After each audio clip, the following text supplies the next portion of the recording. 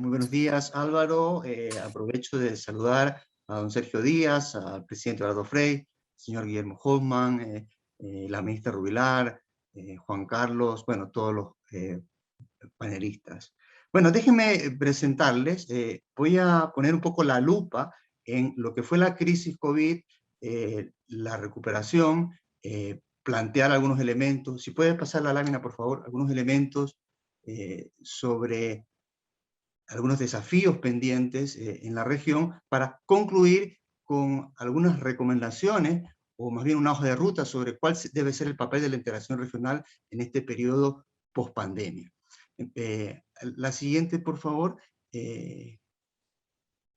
Fíjense que primero vamos a ver algo sobre los impactos de la crisis COVID. Rápidamente, avancemos a la siguiente lámina. Lo que tenemos es que la pandemia ha tenido una caída del PIB mundial del orden de 3,2% en el año 2020, y se destaca en este periodo de pandemia, en el año 2020, el mejor desempeño de China, que crece al contrario del decrecimiento de Estados Unidos, la Unión Europea e incluso de América Latina. La lámina siguiente, por favor. Podemos ver también que en cuanto al crecimiento económico, el PIB trimestral, los efectos de la crisis en la región fueron muy disruptivos, con una caída del PIB que fue tremenda en el segundo trimestre de 2020, menos 15%. Ustedes pueden ver ahí una caída que es pronunciada en la Comunidad Andina, en el Mercosur, en la Alianza del Pacífico.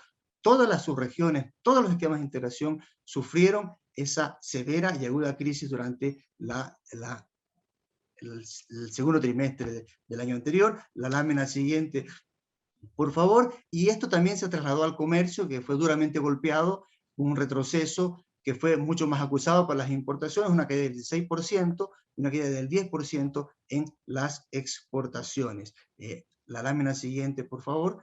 Y también esto fue importante, fue una caída importante en los servicios, con una caída brutal de más allá del 36-37%, sobre todo en las economías del Caribe, las economías que dependen del turismo, pero también en América del Sur. Prácticamente se cerró el turismo.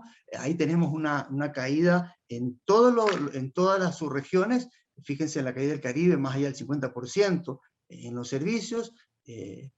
No hay economía ni subregión que se salvara de este fuerte impacto económico. La lámina siguiente. Y también es importante indicar que a nivel sectorial los mayores impactos se sintieron en el turismo, la construcción y el transporte. Luego también en la manufactura, el sector automotriz, el sector química y farmacia, el sector textil, tuvieron caídas tremendas. Aquí podemos decir que los sectores que fueron más resilientes fueron el sector agricultura y la agroindustria, claramente el alimento que la población necesita. Y ahí la región tuvo esa suerte. Sin embargo, si miramos el empleo, también es importante decir que el empleo se desplomó hasta el mes de julio de 2020. La actividad paralizada por las cuarentenas, se estima que hubo una pérdida de empleo de alrededor de 130 millones de puestos de trabajo solo en el mes de junio. Si sumamos el trimestre más complicado, tenemos una pérdida de 190 millones de puestos de trabajo.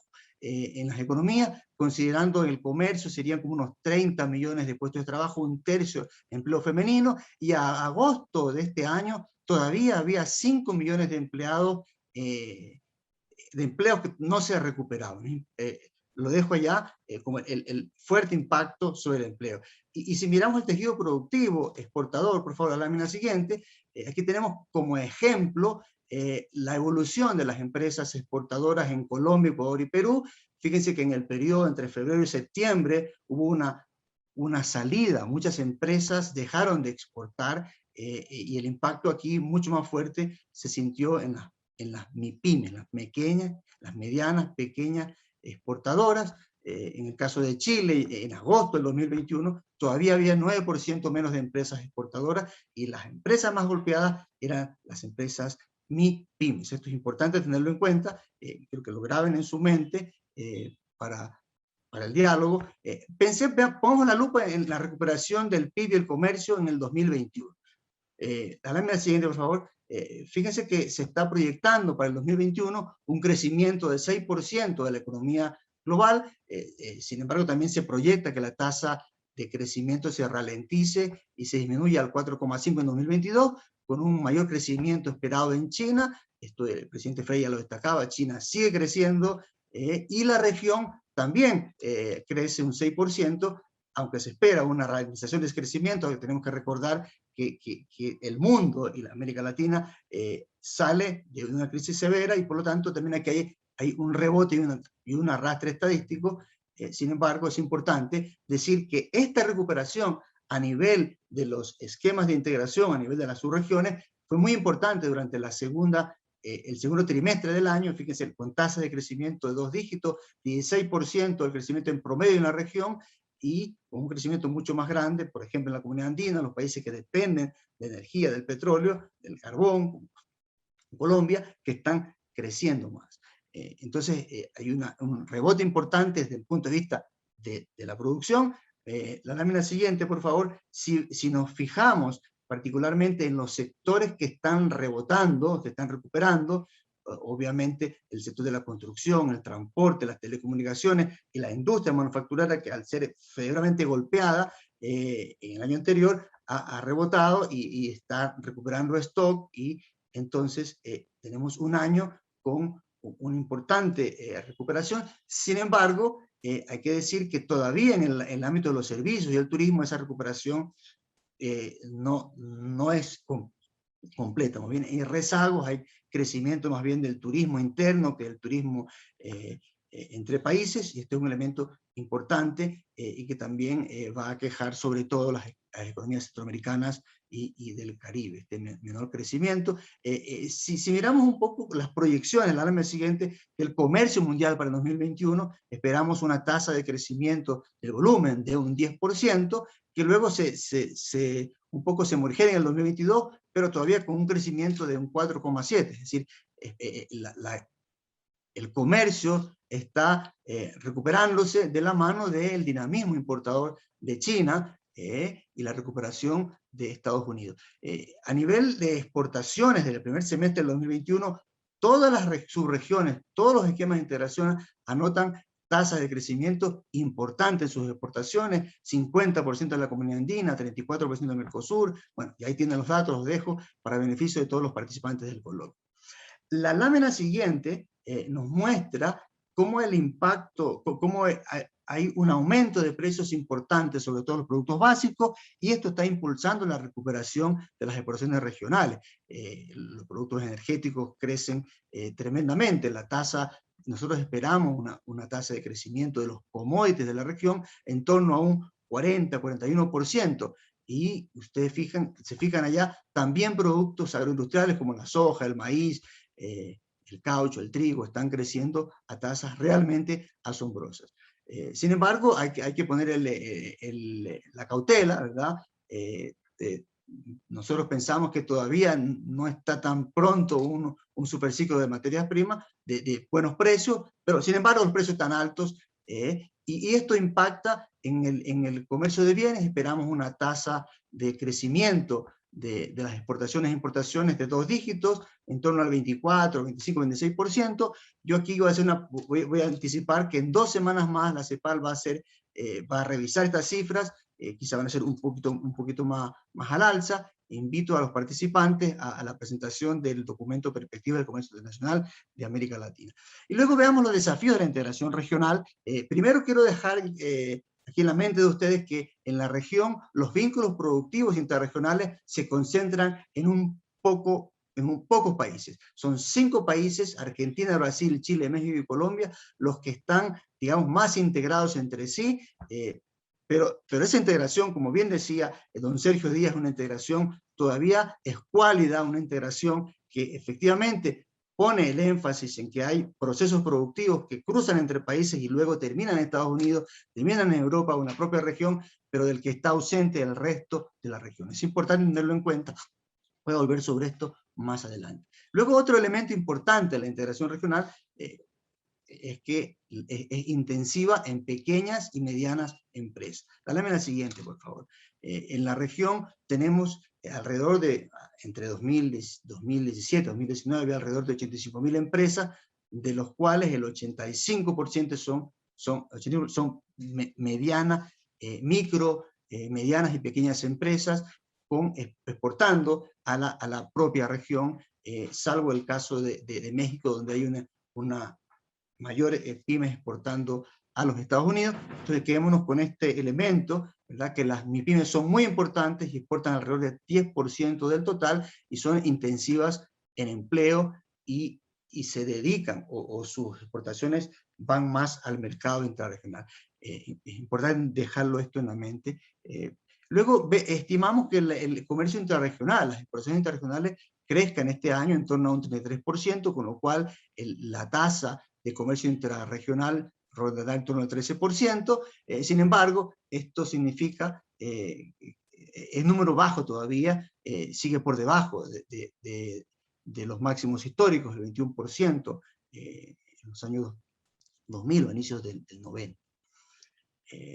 La lámina siguiente, por favor. Y el mundo va camino de la regionalización y la convergencia, y muchos países del mundo realizan iniciativas para evitar la interrupción de las cadenas de valor. Se impulsa tendencias de nearshoring y reshoring. Estados Unidos busca traer sus empresas desde Asia a Estados Unidos, acercarlas, y esto es un elemento importante que no debe dejar de tomarse en cuenta. Luego también esa regionalización, el RCEP acaba de ser ya, se prevé que entre en vigor el 1 de enero del 2022, los países africanos también tienen una gran zona de libre comercio que entró en vigor a inicios del año. La Unión Europea está recuperando su ímpetu, Estados Unidos y el TEMEC, y bueno, decir que sin convergencia y más integración regional no habrá una mayor diversificación productiva, no habrá esa recuperación y mayores exportaciones. Los espacios para la innovación van a ser más limitados si la región no logra converger hacia un mayor espacio regional en donde efectivamente haya una mayor conexión y una mayor integración. Como muy bien decía don Sergio, el mercado regional está desintegrado y hay que fortalecerlo. La lámina siguiente, por favor. Entonces, la región va más lenta que el mundo, se muestra menos integrada, ya lo decía antes, con un comercio interregional bajo. La región durante la crisis se mostró más vulnerable ante las disrupciones de suministro externo de productos críticos, específicamente los insumos médicos, las vacunas. Y bueno, es importante que hay destacar que esa escasa integración productiva está pasando en la cuenta de la región. Como un dato importante, el contenido importado en las exportaciones regionales es muy bajo. Lo que Brasil requiere de toda América Latina en sus insumos importados apenas el 3% del total de los insumos que compra. México el 1%, están estos países dependiendo más de Asia y de Estados Unidos o de Europa que de la propia región, y eso es preocupante. Y el comercio bilateral entre México y Brasil también está bajo, ¿no? Entonces la integración regional, entendida como un espacio económico integrado, nosotros de la CEPAL decimos y lo enfatizamos, debe jugar un papel clave en la salida post-COVID.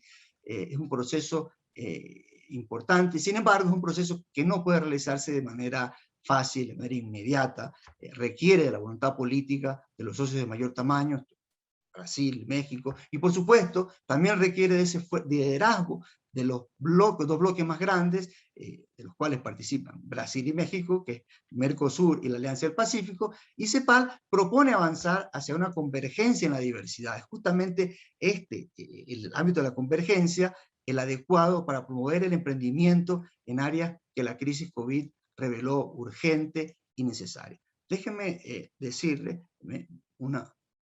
la lámina siguiente, por favor.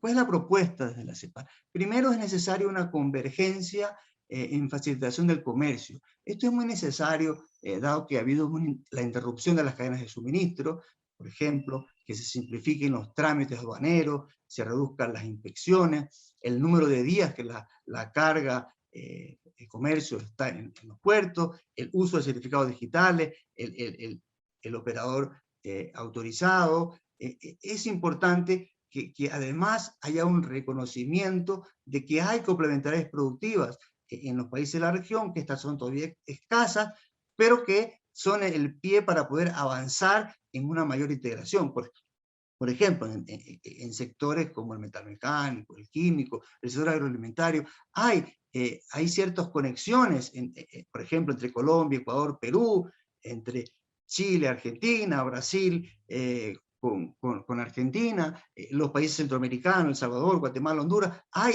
esta integración productiva, hay que reconocerlo, y la pandemia también reveló que la integración productiva tiene que darse en sectores estratégicos, como por ejemplo el de la salud.